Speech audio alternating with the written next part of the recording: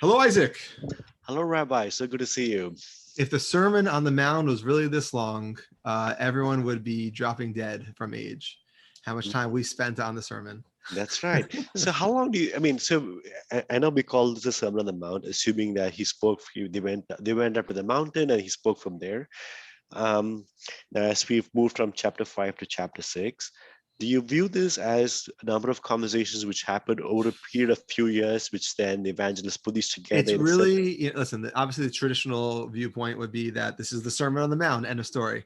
We'll even mention this today. There's different elements of the sermon which have very much the hallmarks of heavy editing.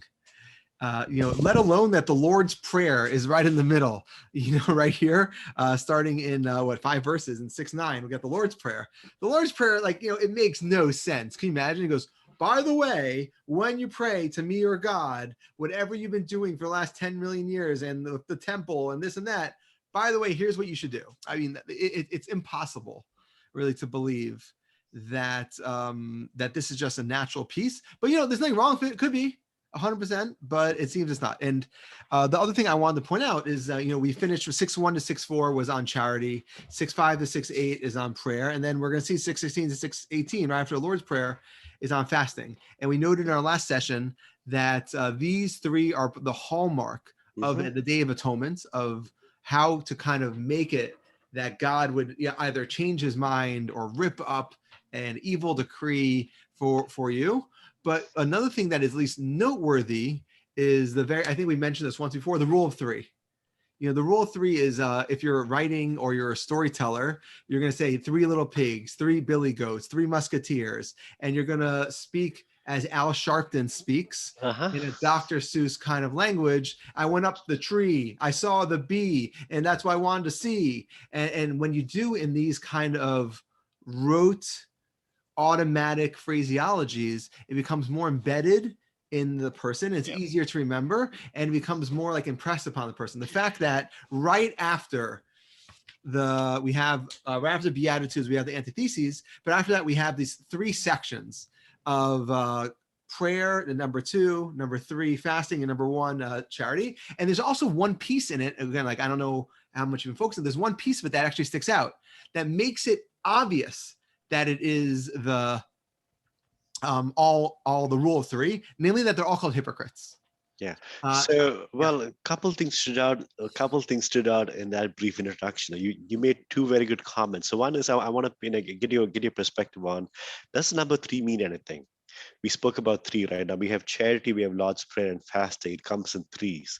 Of all the things they've identified, the gospel focuses on these 3. Well, it's a tactic, it's not only a focus. So along with that, right? So earlier you made a comment where that through this we can change God's mind, or so you made a comment. What do you mean by that? Well, I think I'm trying to rephrase what I heard. Well, I'm just saying prayer. The idea, the traditional idea of prayer is that I was supposed to have this, and now I'm going to have this. So you could say that the world is different, I'm different, God's plan for me is different, but something changed. Prayer that is efficacious means that something changed. So that's it. So from the perspective of first century Judaism, was prayer viewed as changing the world, or was prayer viewed as changing the person who prays, right? There's always been philosophers. Like, you're asking not a first century Judaism prayer question, you're asking a philosophy question or a theology question about the nature of prayer. For example, the word for prayer in Hebrew is lahitpalel, to pray, and it's a reflexive word, which means literally to judge yourself. So the word to pray means to judge yourself. So you can say, oh, look, you're really not changing God. But then, traditionally, whenever you look at the more conservative or fundamentalist based kind of religions, the demographics of the religion, a Jew, a Christian, a Muslim, they believe God is going to give them a new race car because they prayed for their new race car, and God's going to make their cancer disappear independent of any treatment because it's prayer. So I think that's just a traditional viewpoint. You can believe in it or not believe in it. It's just a metaphysical belief. Okay. So just going back to the rule of 3, where we see that the word hypocrite, I just want to point this out, I think, and then we'll read the verse. When we see that the word hypocrite shows up in all 3, which I think is the connecting idea, I thought it was really interesting. You asked before, what does hypocrite really mean? And we noted that hypocrite comes from the Greek word about, someone acting in a play and they're kind of faking it. And then already by the time the Septuagint was out, the word hypocrite already had its modern connotation of someone who is kind of acting in a way that is going against what his outer meaning means. I thought it's really interesting that the 3 examples we had, we'll leave the 3rd example of fasting for when we hit fasting, but our 2 examples right here of namely charity giving and prayer, they're not really good examples of hypocrites. So if someone gives charity and then make sure people sees it, I wouldn't call that a hypocrite. A hypocrite me giving charity and then stealing the charity back, that would be a hypocrite. A person who gives charity and says, I believe charity is destructive and hurting the person, that would be a hypocrite. Or in our example that we're gonna do today in prayer, where we said yesterday, and whenever you pray, do not be like the hypocrites. Oh, we didn't do that yet today. What we're gonna do today. So whenever we say to be like a hypocrite, that's not a hypocrite. Would be someone who prays for something and then tries to undermine God or does something backwards or tries to does it himself or something. To pray in public wouldn't be a hypocrite. So I think it's really interesting. Maybe when we get to fasting, we can analyze it more. They definitely wanted to impose the rule of 3 on the text, just like there's 3 musketeers, there's 3 hypocrites in chapter 6. But the 3 hypocrites aren't really hypocrites, and I think that's super interesting. Yeah, so I need to think about. There's lots to unpack in that. What if somebody did charity and then they mention this again and again? I helped you then. I helped you then. Wouldn't that be hypocritical? So I wouldn't call that hypocritical. I'd say that's jerky, but I wouldn't say hypocritical. Again, let me give you let's get some Merriam-Webster. Isn't charity by definition that you help somebody, you give somebody without expecting anything in return? No, you just added that at the end. You could give charity, expect something in return. I mean, maybe I'm wrong. Maybe you're saying that's a transaction. Maybe hypocrisy is the practice of engaging in the same behavior or activity for which one criticizes another, or the practice of claiming to have moral standards or beliefs to which one's behavior does not conform.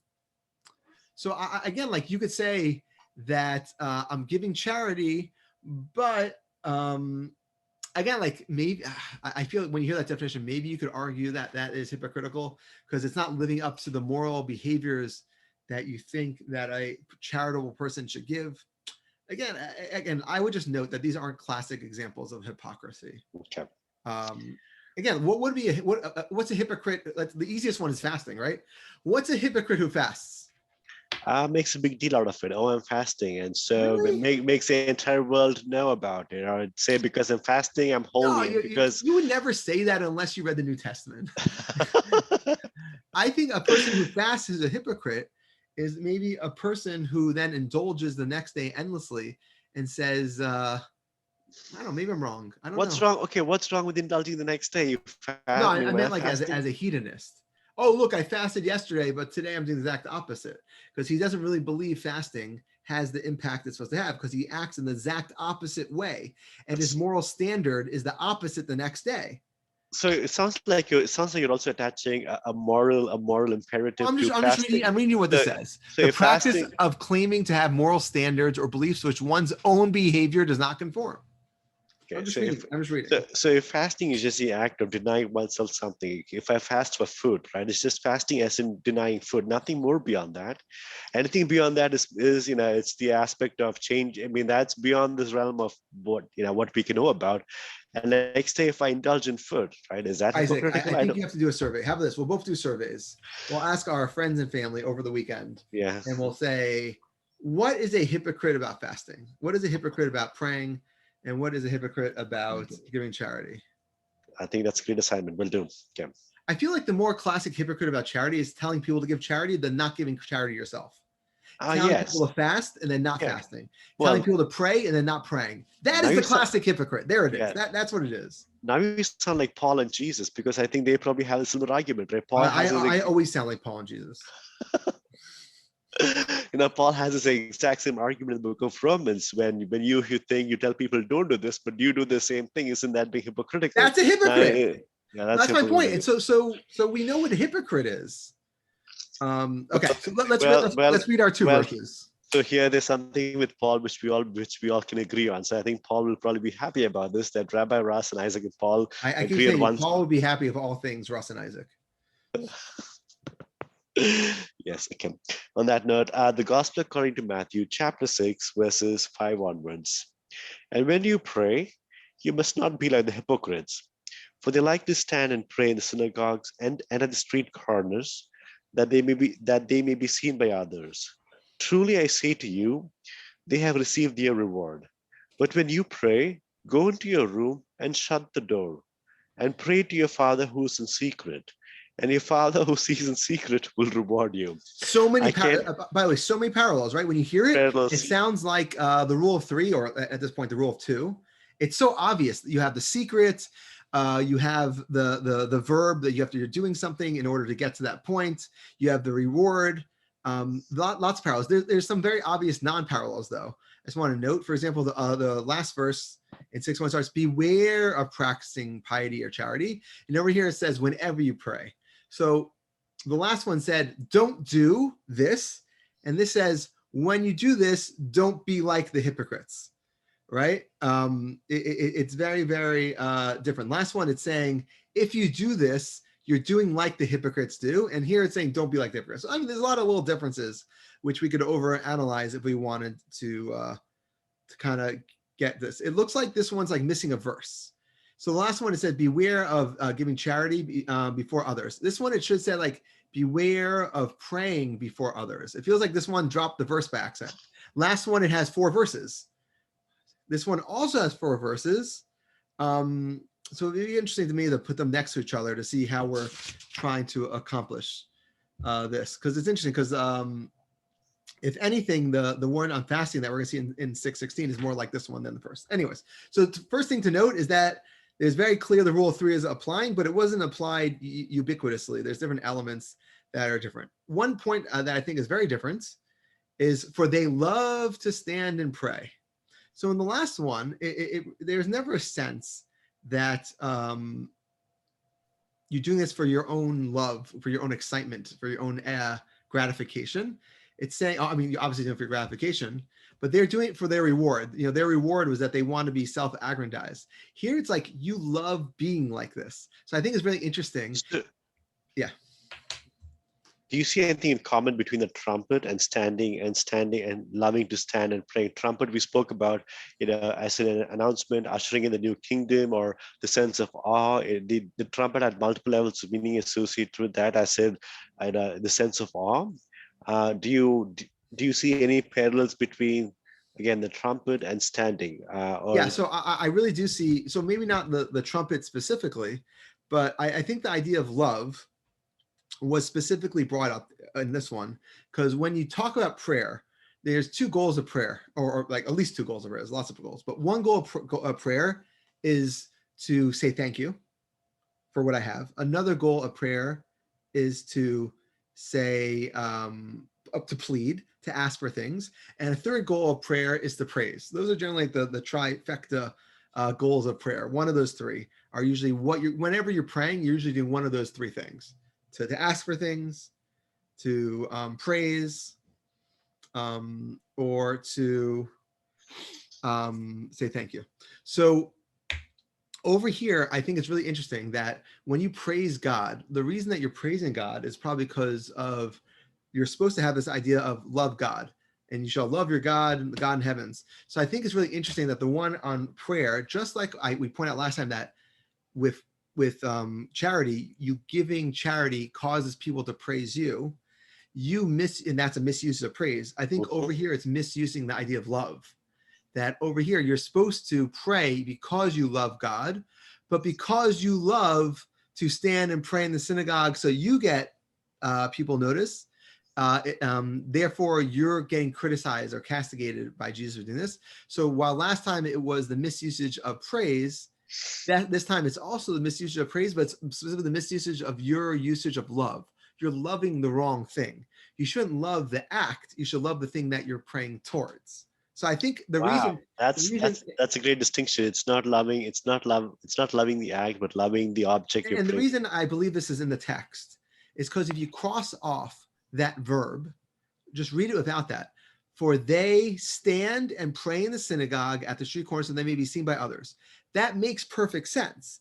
The evangelist specifically, or in this case, in the Sermon on the Mount, Jesus wanted to simply add the word love because it's actually adding an extra element. And I think the extra element is the misusage of love. And if you look in the last one, in the one on charity, it doesn't have this kind of idea. So isn't this subversive, right? Like he's giving, like, wouldn't this theology be subversive in the sense that he's going above and beyond praying? Like praying is one thing. Now he's saying praying is fine, but if you love the act of praying, then that is not good enough. And isn't that, wouldn't that I mean, be? we're going to get some subversive. I think the subversive stuff comes in 6-7.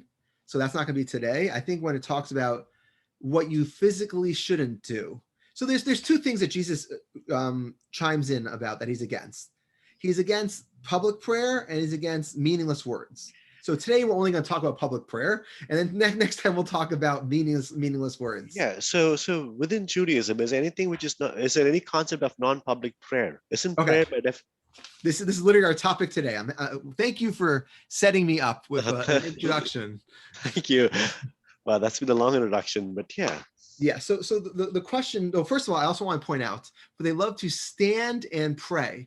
Not only is there a word that I'm arguing is an extra verb, love, but there's another extra verb.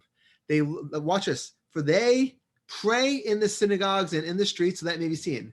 There's an extra word, love, and an extra word, stand. The word stand, the thing that you should know, is that the main prayer in Hebrew is called the stand.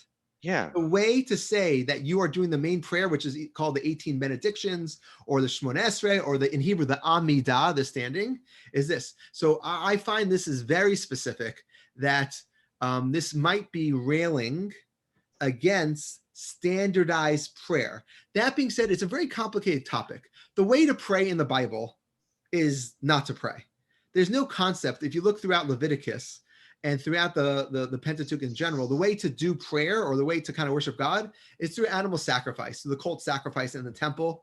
And already in Jesus' time, we would have had those two standing side by side. Some people went to Jerusalem and they sacrificed, but on top of that, there would have been prayer in certain places. And there's definitely, even at Yeshiva University, there's people who research temples and research what kind of synagogues existed at that time period. And we know Jesus was in the Galilee, which would have been hard to get to Jerusalem, and would have talked about synagogues. So we have to imagine them existing side by side.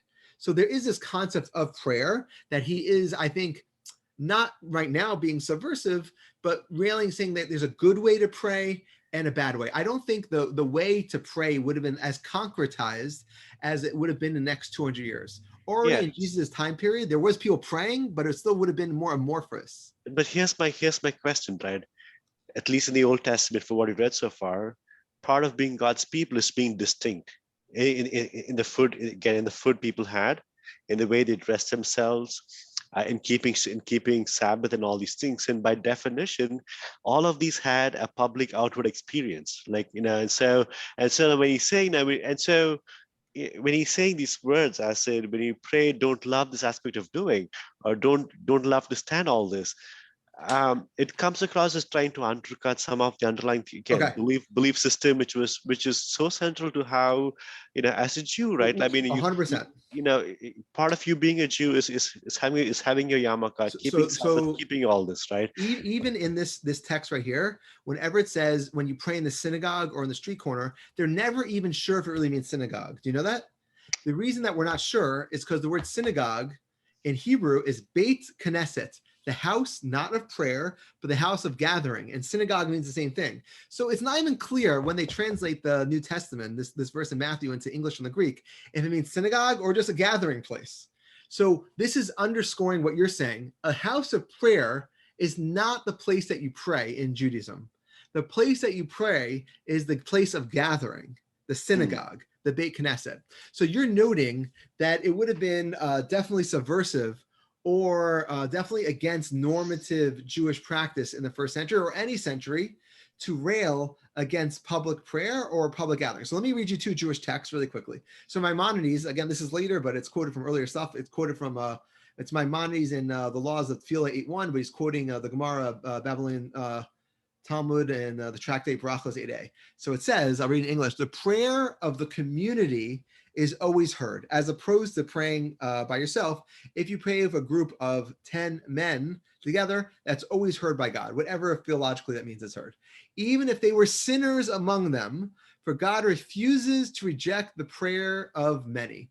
Therefore, one should always combine himself with community and not pray alone whenever he is able to pray with the community. Additionally, the Gemara brings a number of stories regarding prayer in the congregation, and they say that whenever you pray, the time of favor is specifically when you can do that. And I'll give you an example. The Talmud says Rabbi Yochanan, a rabbi of the second and third century in Israel, in Palestine at the time, Rabbi Yochanan said in the name of Rabbi Yochanan Rashum ben Yochai, what is the meaning of the verse, my prayer is to you, God, at a favorable time? When is it a favorable time? What does that mean? How would we know when it's favorable time to pray to God? At the time that the congregation prays. Rabbi Natan said, from where do we know that the Holy One, blessed be he, does not despise the prayer of the congregation? It is written, behold, God does not despise the numerous. Therefore, you learn from that the more the merrier. It is written, he redeemed my soul in peace from battles. The Holy One, blessed be he, said, whoever engages in Torah and acts of kindness and prays with the congregation, I consider as if he has redeemed me and my children from amongst the nations of the world. So over here we see Maimonides in the 13th century codifying the first and second and third century belief that prayer of the congregation is always accepted by God, even if they're all sinners, even if it's not, whatever accepted means. And if you pray by yourself and you rely on your own merits in order to change God's will or to change the theological universe, you cannot be certain of that. Yeah. That being said, unless, the bigger rabbis always believe that they have the ability to pray and change things. So I think very much this perspective that we're seeing from Maimonides and Rabbi Yochanan in Palestine at that time would have been very much at odds with what Jesus said. Jesus over here is saying that, truly I tell you, if you pray and you're doing it in a way that people see, the reward is the ego boost that you get from people seeing you pray, and it's a worthless prayer. Where the Talmud and rabbinic writings and Maimonides codifies for law that whenever you have a chance to pray with a group, you do. And let's be honest, COVID-19 has been crazy time period for Jews. Most people are still going back to normal life. On my block, still right now, 3 doors over from me, there's still a group of 10 to 40 people who pray outside because now it's nice praying outside. You don't have to go anywhere. It's on the block. But that happened because there was never a sense that you could pray by yourself in Judaism. Yeah. Prayer by yourself is a lonely and false prayer because it's not going to be automatically heard from God. If you're going to take your chances, you want to take your chances on about a prayer that's heard by, whatever that means, so prayer heard by God. So my biggest takeaway is next time I need to pray with Rabbi Ras, my prayers to be answered. If I prayed by myself, my prayers would not be answered. Well, 100%. Jews definitely accept to have non-Jews pray with them. But I think that there's the idea, at least in Judaism, there's this idea called a minyan. In English, we say a quorum, and that's like 10 men praying together. I'm sure you've noticed in Belfer sometimes on the 10th or 12th floor, there's a group of people. I think we've discussed this. This is modeled after Isaac, and after Isaac's afternoon prayer, right? That forms your late afternoon prayer. So another way to frame our discussion today is the idea of collectivist responsibility versus individualist responsibility. Let's imagine you believe prayer works and it influences God. Then you have a responsibility to the community to pray with the community in order to get their best interests. Jesus is anything in this conversation is separating himself from the community from the perspective of prayer. If you give anonymously charity, you're not really separating yourself. Even if you fast yourself, you're not necessarily separating yourself. But prayer itself inherently was meant to be, at least from Rabbinic Judaism's perspective, a cultural experience, is meant to be something that the whole community, a communal experience, something that the community experiences together. So Jesus, when he says, whenever you pray, go into your room, shut the door and pray to your Father who is in secret, and your Father who is in secret will reward you. It's very much saying that it's not a group experience prayer. It's not something that's meant to make you grow bonds with your other people. And if anything in Judaism say, like as I mentioned, Beit Knesset, the word for synagogue is a house of gathering. It's a place where your kids play. It's a place where you eat together, where you drink together, where you have fun times together, and you pray. And Jesus is railing against that idea that you cannot have your prayer be something that's collectivist, something that is meant to be joined together. Because why would it be? Is it obvious that if two, like what does that mean? If you have 10 people pray together, maybe the ego booster getting out of that is more detrimental to their soul than the physical or metaphysical benefits that the world gets from your group prayer. So isn't that subversive? He's saying you're like he's setting up the stage for individual prayer. I said not having to pray with a group. Like, isn't that like what can be any more subversive than that, Rabbi? I mean, this is hitting in the very core of some of. I think that again, like I wouldn't, again, like I have no problem calling it subversive, but I don't think it's our classic subversive. I don't think he's trying to undermine a theology. He's just saying like you have a choice between A and B. I think A is better. You know, I think that when again, like it's hard to know why it's hypocritical. When you pray in a group, you might be doing it for the ego boost. The attractive girl is watching me pray. I'm such a holy, righteous person. And see, Jesus is just like worried for your soul. He's like, Well, okay, so so on that topic, right? So was this a new theology, or was he quoting some of the existing rabbis at that time? Because so much of what we've read so far, right, weren't necessarily new. He was quoting there were some themes over here. He was quoting verses from some of the rabbis at that time. So on this topic of prayer, when he puts forth this new model of praying, is this completely new, as in he brought this forth, or there's always people who pray by themselves. There's no doubt of that. Not only that, when people prayed as a congregation, they still were told to find your place, your own place, your private place amongst the people.